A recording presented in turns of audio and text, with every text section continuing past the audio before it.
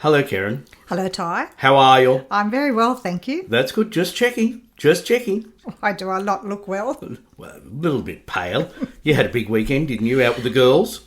Yes, I did. Up the Hunter Valley? Up the Hunter Valley, yes, for a couple of days. Perusing the Wine local tasting. wineries? We did peruse a couple of wineries. A couple. Yeah, just a couple. I'll believe that when I see it. Anyway, what's the show this week? This week we're visiting Belfast. Oh, cool. Loved Belfast. Yes, and to understand the history of Belfast, Oh, we need to start with... What? History. Mm-hmm. Continue on. We need to start with Northern Ireland. And history. So Northern Ireland was created in 1921 with the separation or partitioning of 6 of the northeastern counties. Everyone's probably aware of the conflict within Northern Ireland and then the Republic of Ireland, so we'll be brief on this one. The problem can be traced back to Henry VIII when he decided to invade Ireland and made himself King of Ireland.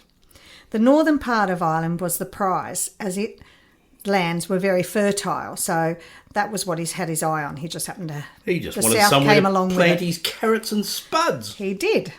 So many of the Scottish and English people around that time moved to Ireland, and these settlers were mainly Protestant. And what do religious people do when they come to a new country? Build a church.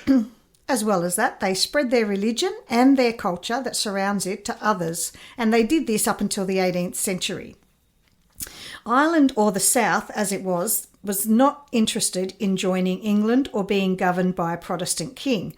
England had other ideas and sought to force the South to join them.